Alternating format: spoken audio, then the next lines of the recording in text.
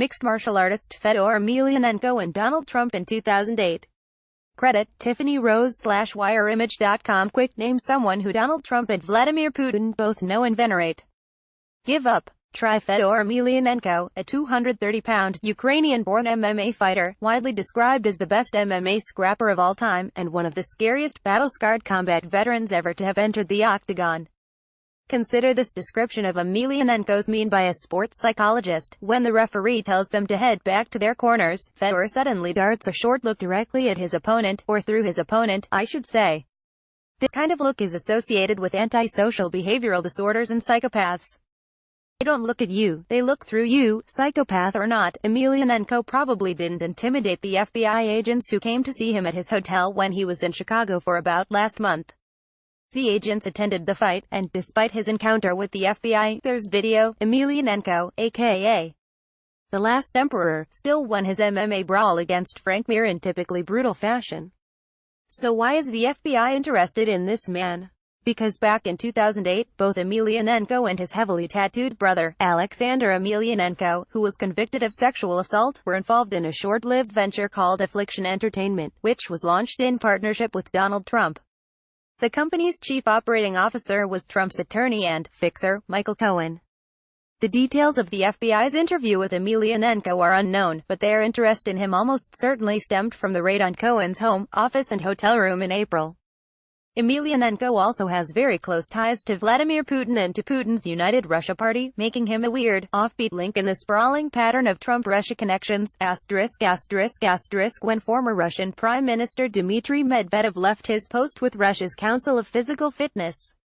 In 2010, Emelianenko was elected to a local parliament as a member of Putin's United Russia Party.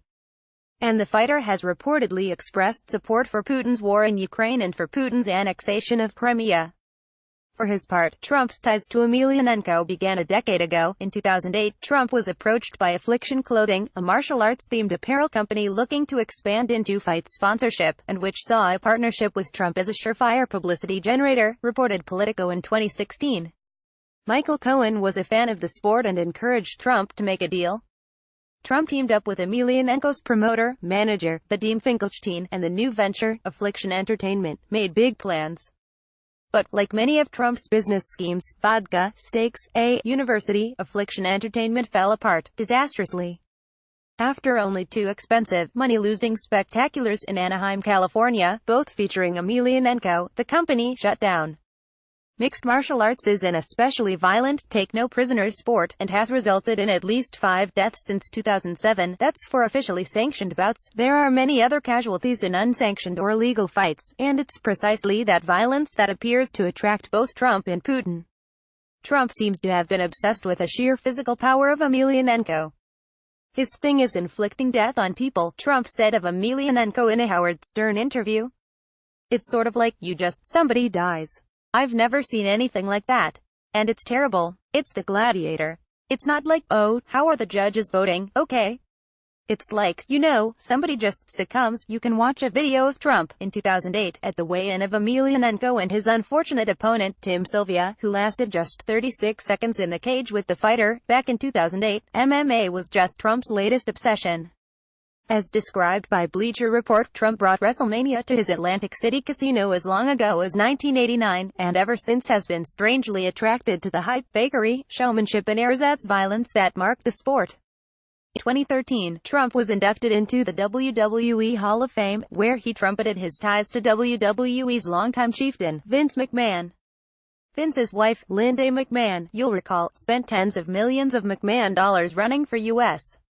Senate in both 2010 and 2012 in Connecticut, losing twice, and she now serves as Trump's Small Business Administration boss. And it was Dana White, the president of UFC, who gave a near-delirious address to the Republican National Convention in 2016 in support of Trump.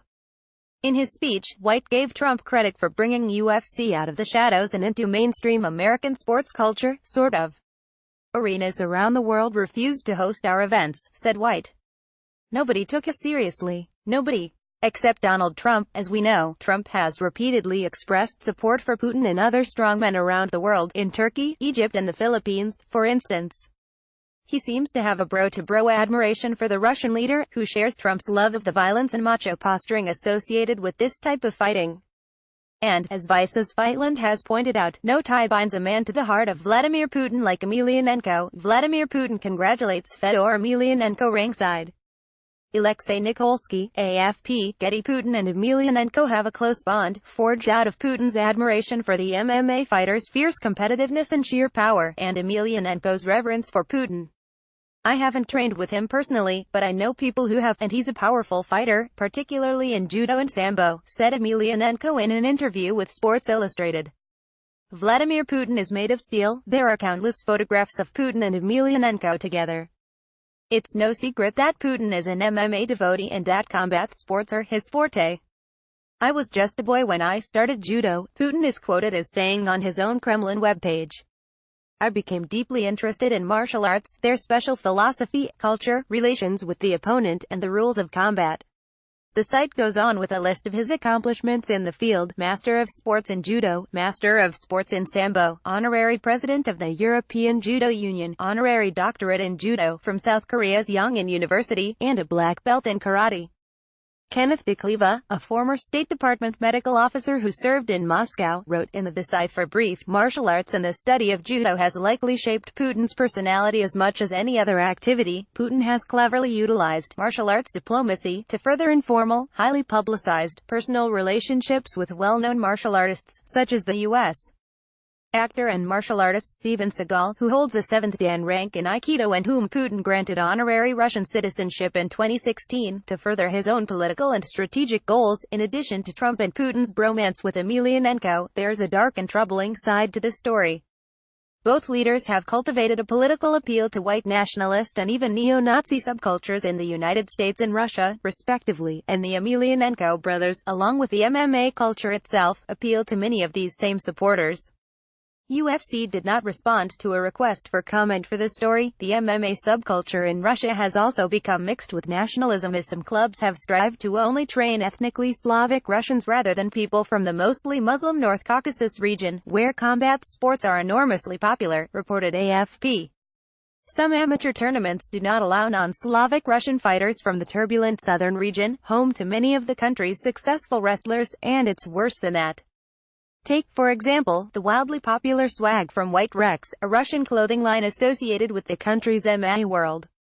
White Rex has been criticized for catering to neo-Nazis, fascists and white supremacists. Rolling Stone was unable to reach White Rex for comment. A detailed and scary takedown of White Rex and Bloody Elbow, the MMA site run by SB Nation, describes the company's panoply of mystical, occult, pagan, and outright Nazi-like symbols. Some of the White Rex shirts openly state slogans such as "Zero Tolerance," "Angry Europeans," and "White Rex Against Tolerance." Others, including women's, wear sports symbols such as 88, which stands for Heil Hitler. In an interview with a Russian media company, Denis Nikitin, the founder of White Rex, rejected having his brand labeled as neo-Nazi. He did, however, say that after spending a decade in Germany, Holland and Ireland, he began to grasp the idea of nationalism. "I began to ask myself why the white man is oppressed, and realized that something was completely wrong.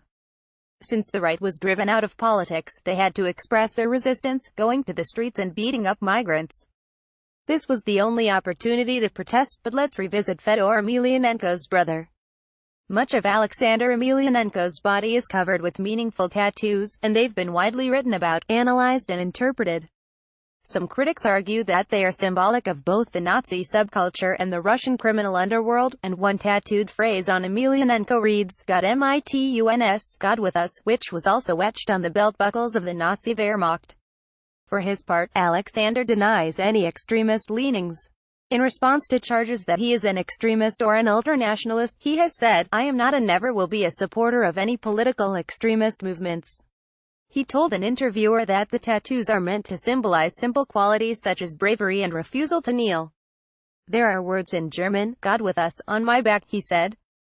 "For me it is a symbol of revival, so to say." Since mounting his presidential campaign in 2015, Trump has deliberately cultivated an appeal to disaffected, angry white working-class voters, some of whom have fallen under the influence of far-right and white nationalist groups and organizations.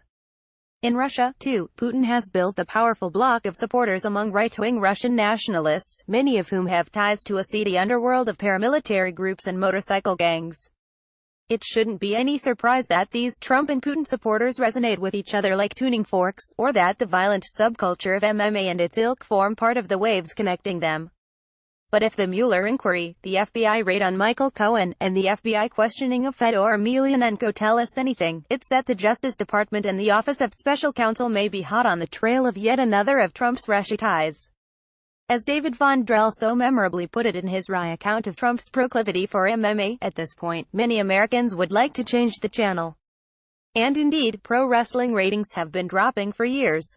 But as long as Trump's core audience laps it up, there will be more, culminating, perhaps, as Bob the G-Man Mueller delivers a tilt-the-whirl head-scissors takedown followed by a rude awakening. It's far too early in the Russia inquiry to say what part the investigation of Trump and Cohen's ties to Emelianenko might play, if any. The president, as anyone who's following the special counsel's inquiry knows, has multiple ties to Russian political figures, Russian oligarchs and real estate moguls, and there's growing reason to suspect that he or his campaign staff and aides colluded with Moscow in 2016. But for someone who's said repeatedly that he has nothing to do with Russia, his connection to Fedor Emelianenko is one more piece of a fascinating puzzle.